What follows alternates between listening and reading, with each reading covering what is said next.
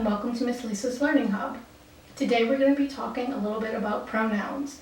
Remember, pronouns are words that can take the place of nouns.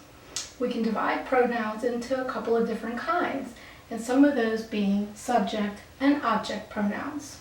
A subject is usually what the sentence is about. So a subject pronoun are words that replace the subject of a sentence. Some examples would be I, you, he, she, it, we, and they. Let's look at an example of that.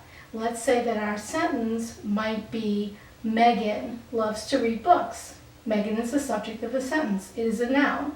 But we can replace the word Megan with the word she, because Megan is usually a girl, so we can say she loves to read books instead of Megan loves to read books.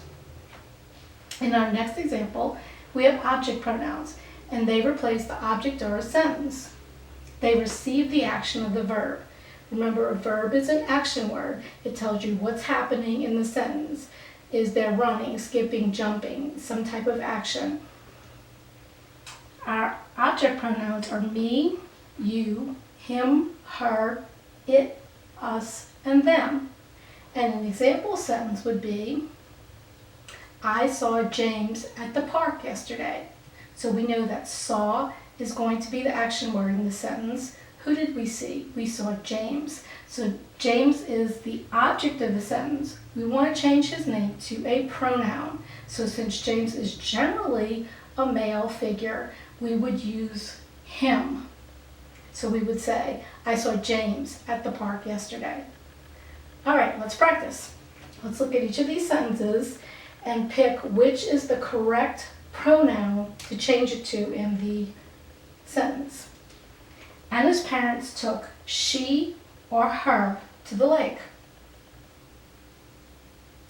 All right, so we're going to, if you would have chosen her, that would be correct. Took is the verb. They took who? They took her. And that's going to be an object pronoun. Next sentence. Everyone was staring at they or them. All right, if you chose them, you would be correct. Again, that is an object pronoun. My friends and I or me went to the movie. All right, if you chose my friends and I, that would be correct, because in this case, my friends and I is all part of the subject, so we'd be looking at subject pronouns.